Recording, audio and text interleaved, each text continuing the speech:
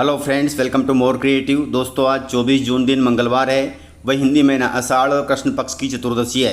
तो चलिए शुरू करते हैं आज की बड़ी खबरें। यदि आपको खबरें पसंद आए तो वीडियो को लाइक जरूर करिएगा और आप हमें प्रदेश के किस जिले से देख रहे हैं कमेंट बॉक्स में जरूर बताइएगा। दोस्तों, यदि आप चैनल पर नए हैं तो चैनल को सब्सक्राइब कर बेल आइकन पर क्लिक कर दें ताकि अगला वीडियो आपको शीघ्रता से मिले। लाडली बहनों के लिए जरूरी खबरें। लाडली बहनों ने मुख्यमंत्री मोहन यादव को लिखा है खून से पत्र। मध्य प्रदेश की लाडली बहनों ने अपने खून से मुख्यमंत्री मोहन यादव को पत्र लिखा है। उन्होंने पत्र में सीएम से कहा कि हमें हर माह 1250 रुपये नहीं, हमें हमारा हक चाहिए।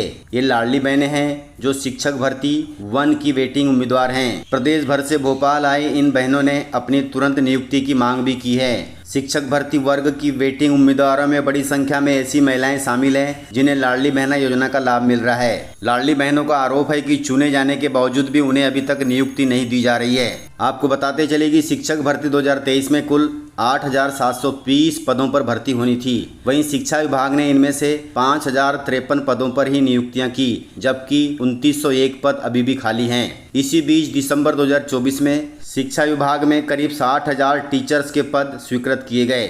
अब इन लाडली बहनों का कहना है कि हजारों पद स्वीकृत किए जाने के बावजूद भी हमें नज़रअंदाज किया जा रहा है। वहीं दमोह और इंदौर की महिलाओं ने अपने खून से पत्र लिखकर नियुक्ति की गुहार लगाई है। खून से लिखे पत्र में महिला उम्मीदवारों ने कहा कि यह पत्र एक लाडली बहना अपनी सीएम मोहन भैया को लिख रही है। मोहन भैया, वर्ग 1 2023 में पद वृद्धि कर दीजिए।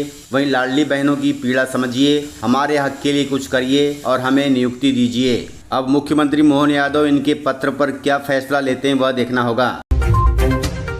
दोस्तों, राजा भोज के नाम से जाना जाएगा धार रेलवे स्टेशन। दोस्तों, मध्य प्रदेश और गुजरात को जोड़ने के लिए इंदौर दाहोद रेल परियोजना बनाई जा रही है, जो बहुत ही बड़ी परियोजना है। इसके निर्माण कार्य में भी तेजी आई है। वहीं केंद्रीय मंत्री सावित्री ठाकुर ने हाल ही में इस परियोजना का निरीक्षण किया और कई महत्वपूर्ण फैसले लिए। इस परियोजना के तहत धार जिले में एक नया रेलवे स्टेशन बनने जा रहा है। इसका नाम राजा भोज रखने का प्रस्ताव शीघ्र ही मुख्यमंत्री को भेजने का फैसला लिया गया है। इस परियोजना के चलते रेलवे स्टेशन के निर्माण से आदिवासी क्षेत्रों की कनेक्टिविटी में सुधार की उम्मीद जताई जा रही है, जिससे इन क्षेत्रों का आर्थिक विकास बहुत तेजी से होगा। दोस्तों, मध्य प्रदेश के 30 लाख दिव्यांगजनों से किया गया वादा भूली मध्य प्रदेश सरकार। दोस्तों, प्रदेश में 30 लाख से ज्यादा दिव्यांगजनों को हर महीने महज 600 रुपये पेंशन दी जा रही है। वहीं एमपी में विधानसभा चुनाव के दौरान सरकार ने पेंशन 1500 रुपये देने का वादा किया था, जो अभी तक पूरा नहीं किया गया है। जबकि दिव्यांगजन अधिकार अधिनियम 2016 की धारा 24 साफ कहती है कि राज्य की किसी भी योजना की सर्वाधिक राशि से 25% अधिक दिव्यांगों को मिलनी चाहिए। इसका सीधा अर्थ है कि पेंशन कम से कम 1562 रुपये प्रतिमाह होनी चाहिए, लेकिन जो मिल रहा है वह महज 1/3 भी नहीं है। यह बात सरकार को जाननी चाहिए। वैसे तो कोर्ट ने भी कह दिया है, लेकिन फिर भी सरकार ने आंखों पर पट्टी बांध रखी है। वहीं विधानसभा चुनाव 2023 में सत्ताधारी भाजपा ने अपने घोषणा पत्र में वादा किया था कि दिव्यांगजनों को हर महीने 1500 रुपये पेंशन दी जाएगी, मगर जैसे ही चुनाव खत्म हुआ, घोषणा पत्र भी चुनावी पन्नों में गुम हो गया। अब दिव्यांगजन अपने आप को ठगा महसूस कर रहे हैं। दोस्तों, दिल्ली राज्य में दिव्यांगजनों को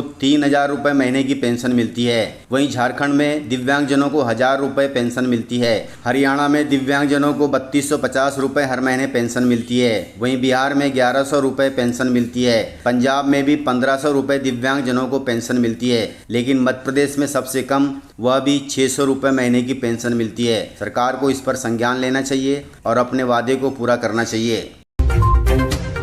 दोस्तों, प्रधानमंत्री किसान सम्मान निधि योजना की 20वीं किस्त पर आया है बड़ा अपडेट। मध्य प्रदेश सहित देश के करोड़ों किसानों को पीएम किसान सम्मान निधि योजना की अगली किस्त का इंतजार है। इस योजना के तहत सरकार हर साल किसानों को 6000 रुपये की आर्थिक सहायता देती है, जो 3 बराबर किस्तों में दी जाती है। यानी हर 4 महीने में पात्र किसानों को 2000 रुपये सीधे उनके बैंक खाते में भेजे जाते हैं। अब किसानों को 20वीं किस्त का इंतजार है और वह समय भी आ चुका है। बताया जा रहा है कि 20वीं किस्त जुलाई के फर्स्ट सप्ताह में किसानों के बैंक खातों में ट्रांसफ़र की जा सकती है। हालांकि यह तारीख अभी तय नहीं की गई है, इसलिए किसानों को सलाह दी जाती है कि वे अधिकारी की वेबसाइट pmkisan.government.in पर जाकर समय समय पर जानकारी चेक करते रहें। दोस्तों, आपको बता दें कि 24 फरवरी 2025 को पीएम किसान सम्मान निधि की 19वीं किस्त जारी की गई थी और सरकार 4 महीने के अंतराल में यह किस्त जारी कर देती है और जून का आखिरी सप्ताह किस्त का 4 महीने का अंतराल होगा, अर्थात 20वीं किस्त अब कभी भी आ सकती है। दोस्तों, प्रदेश की राजधानी भोपाल में बन रहा है देश का पहला हाईटेक यूनानी हम्माम, जहां पर बीमार लोगों की जाएगी थेरेपी।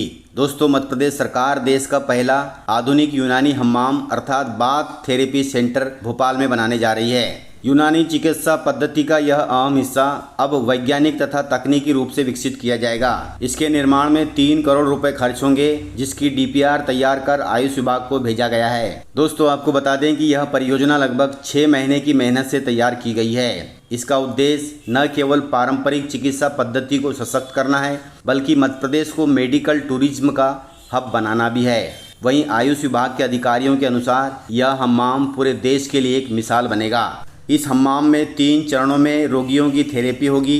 इसके लिए हर कमरे का अलग अलग तापमान होगा। इस हाईटेक हम्माम में 3 स्नान कक्ष होंगे।